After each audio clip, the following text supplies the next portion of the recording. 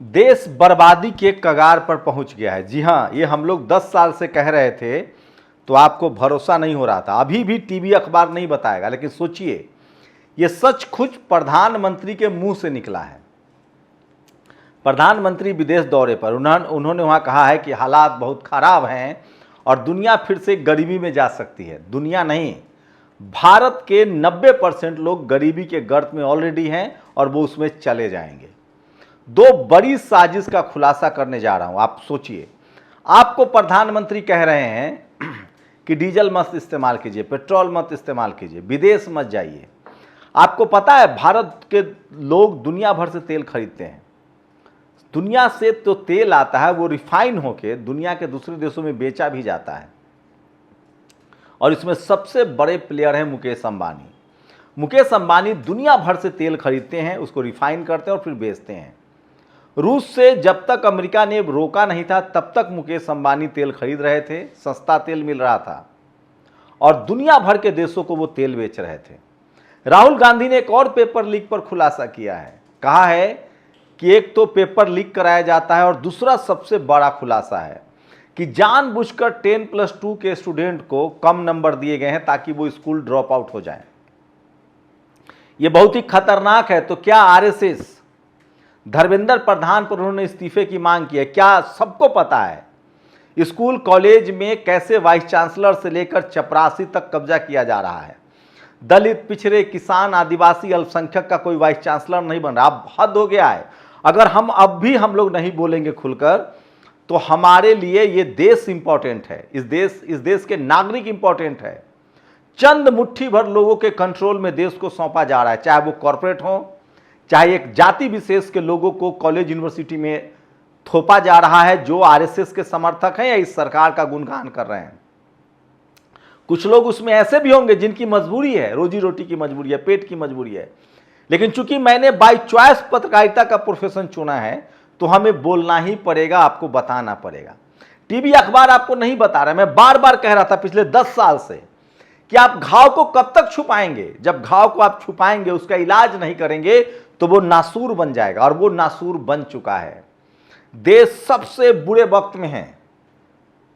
ये देश जो है, सोचिए 12 साल नरेंद्र मोदी के कार्यकाल का हो गया। ये सरकार आरएसएस की सरकार है, ये सरकार आरएसएस की विचारधारा की सरकार है और किस तरह से इस देश के 90% लोगों को जानबूझकर सिस्टम से बाहर रखा जा रहा है वो समझिए।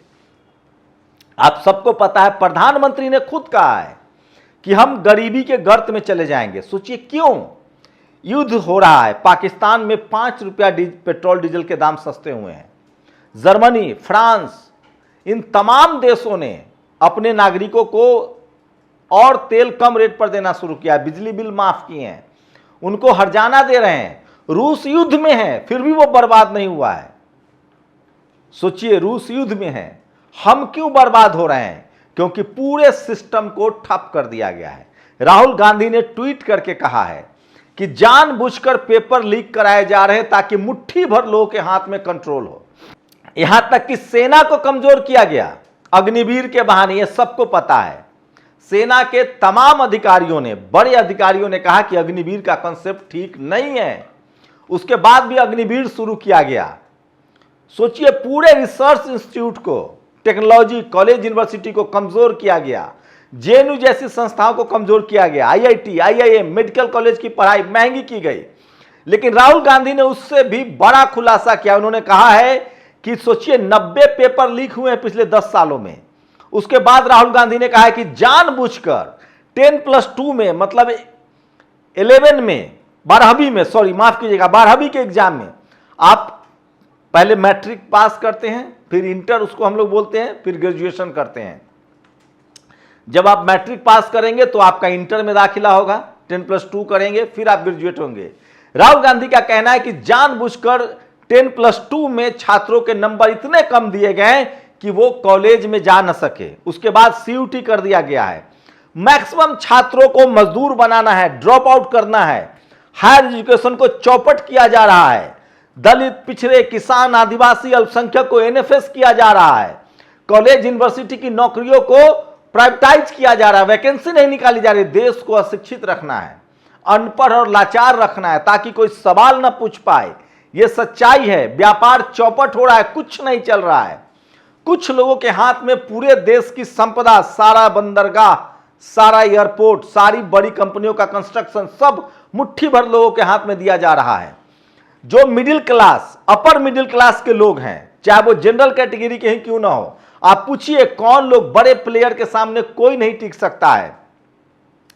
9th क्लास में, 10th क्लास में लगातार भाषाएं बदली जा रही है, छात्रों को लगातार कमजोर किया जा रहा है। धर्मेंद्र प्रधान, सोचिए यूजीसी पर आरएसएस का डंडा चला, चुप हो गए, जबकि वो धर्मेंद्र प्रधान का फैसला नहीं था, वो पार्लियामेंट्री कमेटी का फैसला था। पूरा कंट्रोल हो गया है आरएसएस का और बीजेपी का। तो कॉर्पोरेट बर्बाद है, छोटे बिजनेसमैन बर्बाद है, मिडिल क्लास बिजनेसमैन बर्बाद है, मुट्ठी भर लोग इस देश को चला रहे हैं और वही आबाद हैं। और उससे 90% लोगों को आप लाचार और बेबस रख के अमीर नहीं बना सकते हैं। सोचिए, सरकार ने कहा, प्रधानमंत्री ने कहा कि तेल मत फूकिए, गाड़ी से मत चलिए। आपको पता है हमारे देश की कंपनियां, अडानी जो है अमेरिका में $18 मिलियन लगा रहे हैं। मुकेश अंबानी ने रिफाइनरी खोलने की बात कही है। भारत में रिफाइनरी है, कच्चा तेल भारत में आता है, उसको रिफाइन करके दुनिया भर के देशों में बेचा जाता है। कुछ धन्ना सेठ जो है वो अपनी तिजोरी भर रहे हैं, आपको कोई फायदा नहीं मिल रहा है। कोरोना के समय सस्ता तेल मिल रहा था, रूस से सस्ता तेल खरीदा, अपने ही नागरिकों को नहीं मिला। मैं फिर कह रहा हूं, यह क्रोनी कैपिटलिज्म से भी बड़ा खराब है। मुट्ठी भर लोग होंगे जिनके हाथ में देश की पूरी संपत्ति होगी। पहले ही मुट्ठी भर जातियों के हाथ में देश की सारी संपत्ति है, अब उन जातियों से भी संपत्तियां निकल रही। मैं फिर कह रहा हूं, इस देश में मझोले व्यवसायी, मिडिल व्यवसायी, अपर मिडिल व्यवसायी जो हैं वो सब जनरल कैटेगरी के लोग हैं, उनको भी खेल से बाहर किया जा रहा है। जो मझोले ठेकेदार हैं, जो मझोले से थोड़ा ऊपर के ठेकेदार हैं, 100 करोड़ 20 करोड़, उनको भी सिस्टम से बाहर किया जा रहा है। सिर्फ 4 या 5 बड़े प्लेयर बच जाएंगे इस देश में। इस देश के 90% लोगों को सिस्टम से बाहर किया जा रहा है, यहां तक कि वोट से बाहर किया जा रहा है। एसआईआर हो रहा है, 60 लाख बिहार में लोगों के वोट काटे गए। कितने लोग घुसपैठिए निकले? 90 लाख वोट काटे गए। आपको बता दें कि बंगाल में 2 करोड़ वोट काटे गए, यूपी में। क्या ये सब घुसपैठिए हैं?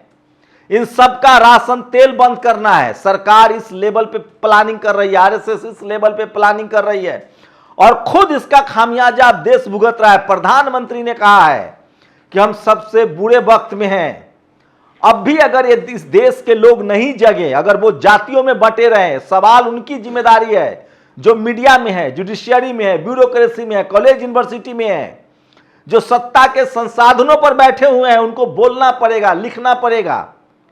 तब जाकर ये देश की हालत बदलेगी, तब जाकर देश बचेगा। आप सिर्फ दलित, पिछड़े, किसान, आदिवासी, अल्पसंख्यकों से नफरत करके एक ऐसे जहाज पर सवार हो रहे हैं जिसमें अगर 90 लोग डूबेंगे तो आप भी डूबेंगे। 10% लोग देश को नहीं चला सकते हैं। हम सबसे बुरे वक्त में हैं। सोचिए, लगातार जो मझोले कारोबारी हैं, जो मिडिल क्लास के कारोबारी हैं, उन सबको खत्म किया जा रहा है। बिजनेस चौपट है, जीएसटी ने देश को बर्बाद कर दिया है। सबको पता है कि किस तरह से टैक्स स्लैब कितना ज्यादा है। 30% का टैक्स स्लैब है कारोबार पर। सबको पता है, जो छोटे छोटे बिजनेस करते हैं, ठेकेदार, किसान की तो पूछिए मत। किसान 1200 किलो प्याज बेचता है, उसको अपने पैकेट से पैसा लगाना पड़ता है। महंगाई अपने स्वभाव पर है, किसान को कुछ मिल नहीं रहा है। शहरों में सब कुछ महंगा हो रहा है, लैंड ऑर्डर नहीं है, जातीय हिंसा बढ़ रही है, सांप्रदायिकता बढ़ रही है। सोचिए, राहुल गांधी का कितना बड़ा आरोप है कि जानबूझकर 10+2 के रिजल्ट में बच्चों को कम नंबर दिया गया है स्टूडेंट को, ताकि वो हायर एजुकेशन में कंटिन्यू ना कर सके। आप सबको पता है कि इस देश में जो अमीर लोग हैं वो अपने बच्चे को विदेश भेज रहे हैं, वहां घर बना रहे हैं, वहां इन्वेस्टमेंट कर रहे हैं, वहां अपने बच्चों को पढ़ा रहे हैं। आपको मुश्किल में छोड़ दिया गया है। और ये बात प्रधानमंत्री विदेश दौरा पर जाके कहते हैं कि हमारी हालत खराब है और हम गरीबी में जा सकते हैं। ये 12 साल में क्यों ये हालत हुई है? क्योंकि जानबूझकर इस देश में लगातार लोगों को जाति और धर्म, जाति में तो बटा हुआ ये देश पहले है, अब सांप्रदायिकता में भी धकेल दिया गया है। और सबसे बड़ी विडंबना है, कॉलेज यूनिवर्सिटी पर कब्जा कर लिया गया है। मीडिया, जुडिशियरी से कहीं कोई आवाज नहीं उठ रही है। आज एक पूर्व जज ने कहा है कि जानबूझकर एक विचारधारा के लोगों को जज बनाया जा रहा है। आप सोचिए, अभी कुछ दिन पहले सुप्रीम कोर्ट से क्या बयान आया था, कॉकरोच और परजीवी कहा गया था।